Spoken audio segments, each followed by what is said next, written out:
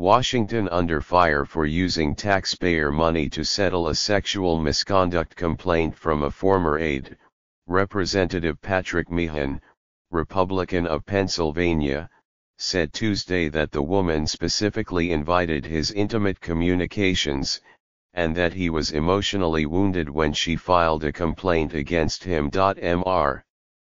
Meehan denied crossing the line into impropriety, but said in an interview that when the woman told him last year that she had started a relationship with someone outside the office, he didn't respond to it as well as I would like to have.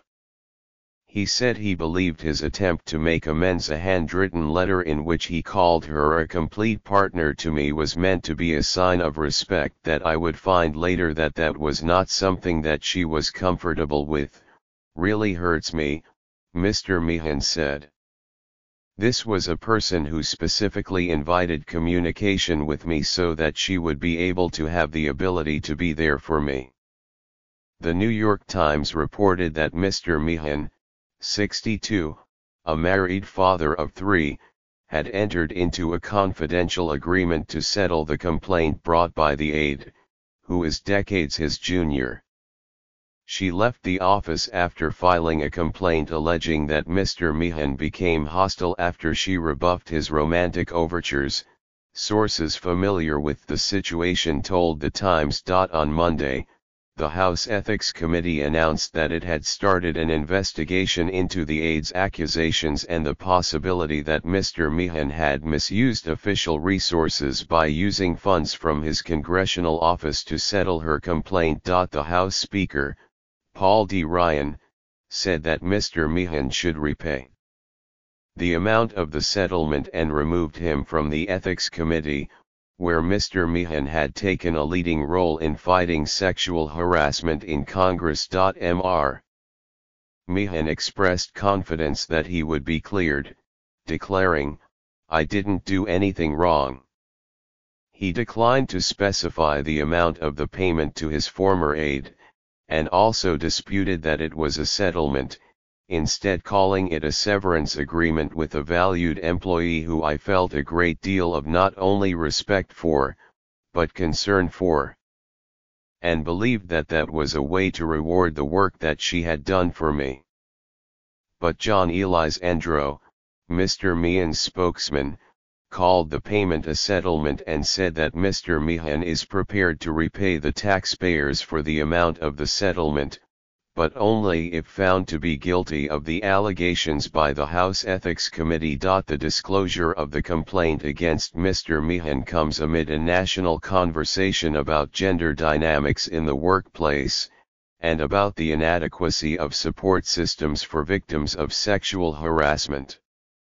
Mr. Meehan's case sheds light on the arcane and secretive process for handling harassment complaints in Congress, which advocates favors abusers, allowing them to use the resources of the federal government to intimidate, isolate, and silence their victims. Mr. Meehan said that the way he handled the case was consistent with House rules and done with the advice of counsel from the government that suggested it was a way to explore a potential resolution. He said it was his former aide who insisted on a confidentiality agreement, and reiterated a request she waive it to allow a full airing of the facts. Alexis Roniker, a lawyer for the woman, whom the Times is not naming, said it was Mr. Meehan who was flouting the agreement.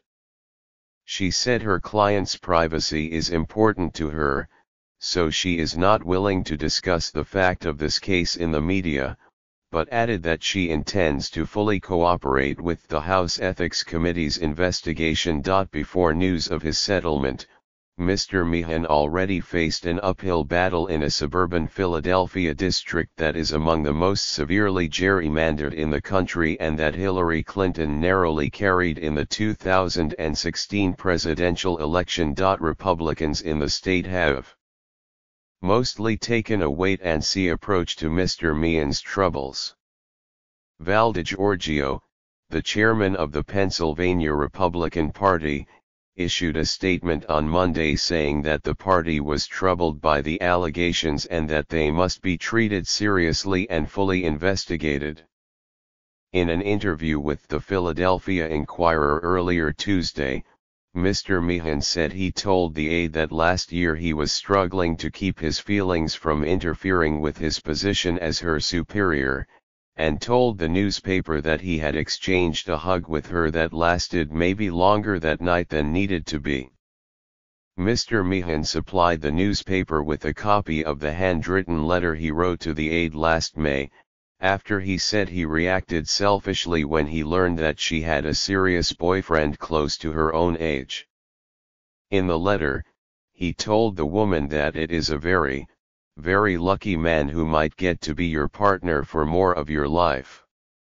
According to people close to the former aide who worked in the office, she was regarded as a calming force in a workplace where Mr. Meehan would often yell and put his staff on edge when displeased.